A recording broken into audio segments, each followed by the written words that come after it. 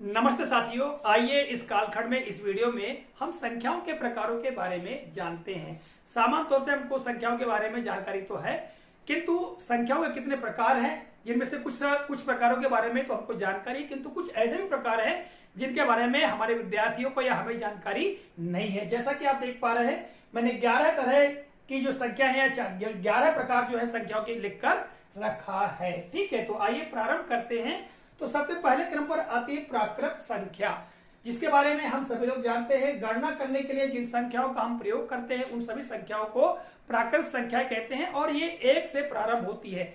समस्त प्राकृत संख्याएं धनात्मक होती हैं। ठीक है, तो 1 2 3 4 5 6 से लेकर अनंत तक जो संख्याएं हैं वे सभी संख्या प्राकृत संख्याएं कहलाती हैं। और इन्हीं प्राकृत संख्याओं के अंतर्गत 2 और प्रकार आते हैं, सम संख्या और विषम संख्या, जिनके बारे में हम भली भांति जानते हैं। सम संख्या वे होती है जो 2 से पूर्णतः विभाज्य हो जाती है, उन्हें सम संख्या कहते हैं। और विषम संख्या वे होती है जो 2 से पूर्णतः विभाज्य नहीं होती है। या हम ये कह सकते हैं कि सम संख्याओं में 2-2 के जोड़े बन जाते हैं, जबकि विषम संख्याओं में 2-2 के जोड़े नहीं बनते हैं। दूसरे क्रम पर आती है पूर्ण संख्या। यदि प्राकृत संख्याओं में शून्य को शामिल कर दिया जाए तो वे समस्त संख्याएं पूर्ण संख्याएं की श्रेणी में आ जाती हैं, अर्थात 0 1 2 3 4 5 6 से लेकर के अनंत तक समस्त संख्याएं पूर्ण संख्याएं कहलाती हैं। अब यहाँ पर आप देख सकते हैं कि प्राकृत संख्या में हमने शून्य को शामिल कर दिया तो वे पूर्ण संख्याएं बन गई, अर्थात समस्त प्राकृत संख्याएं जो हैं वो पूर्ण संख्याएं भी होती हैं। ठीक है, और हम आगे बात करें, तीसरे क्रम पर आती है पूर्णांक संख्या। तो पूर्णांक संख्या में जो पूर्ण संख्या है, यदि पूर्ण संख्याओं में जो मान है 1 2 3, इनके ऋणात्मक मानों को भी लिख दिया जाए शून्य के बाईं ओर, ठीक है, तब वे समस्त संख्या क्या हो जाती है, पूर्णांक हो जाती हैं। ठीक है, जैसा कि आप देख पा रहे हैं 0 1 2 3 4, इधर दाहिनी तरफ अनंत तक जाएंगे, 0 1 2 3 4 5 6 अनंत तक, और इधर हमारे बाईं ओर हम देखें तो 0 ऋण 1 ऋण 2 ऋण 3 ऋण 4 ऋण 5 अनंत तक जाएंगी। तो ये समस्त प्रकार की संख्या क्या कहलाएंगी, पूर्णांक संख्याएं कहलाएंगी। अब यहाँ पर आप देख सकते हैं समस्त प्राकृत संख्या पूर्ण में शामिल है, ठीक है, और समस्त प्राकृत और पूर्ण पूर्णांक में भी शामिल है। ठीक है, तो हम ये कह सकते हैं कि एक प्राकृत संख्या पूर्ण संख्या भी होती है, पूर्णांक संख्या भी होती है। ठीक है, आगे हम बात करते हैं चौथे क्रम की संख्या, वो होती है परिमेय संख्या। तो बहुत सरल है परिमेय संख्याओं के बारे में। ऐसी संख्याएं जिन्हें हम P/Q अर्थात अंश और हर के रूप में लिख सकते हैं। ठीक है, ऐसी संख्याओं को परिमेय संख्याएं कहते हैं। और इसमें एक खास बात ध्यान रखने की ये होती है कि जो Q शून्य के बराबर, अर्थात Q शून्य के बराबर नहीं होना चाहिए, अर्थात हर जो है वो शून्य नहीं होना चाहिए। तो ऐसी संख्याओं को परिमेय संख्या कहते हैं। उदाहरण आप देख सकते हैं 5/6, 3/2, 1/9, 4/9, 2/1/3, 5/3/11। ठीक है, ये समस्त संख्या परिमेय संख्याएं कहलाती हैं। अगली जो प्रकार की संख्या है वो है अपरिमेय संख्या। तो ऐसी संख्याएं जिन्हें हम P/Q के रूप में अर्थात अंश और हर के रूप में नहीं लिख सकते, ऐसी संख्याओं को हम अपरिमेय संख्याएं कहते हैं। जैसे कि आप देख पा रहे हैं कर्णी 2, कर्णी 5, ठीक है, पाई, ऐसी संख्याओं को हम अपरिमेय संख्याएं कहते हैं। ठीक, अब हम छठवें क्रम की संख्या की हम बात करते हैं। तो छठवें क्रम की संख्या आती है वास्तविक संख्या।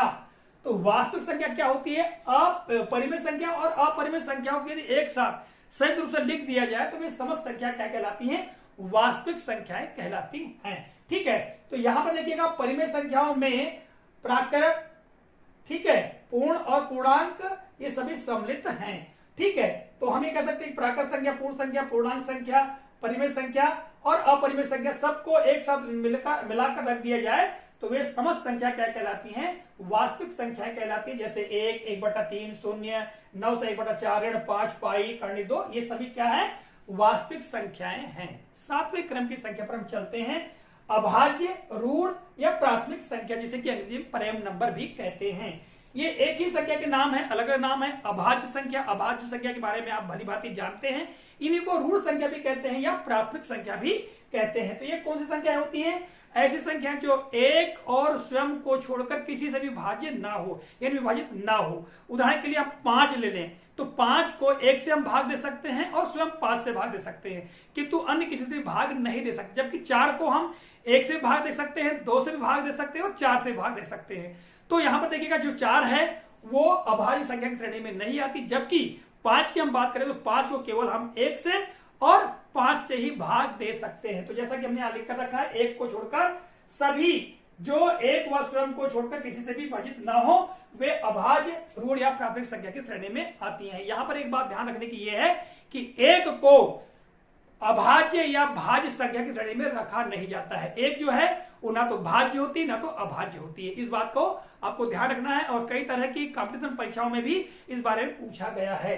आगे हम बात करते हैं सह अभाज्य संख्या।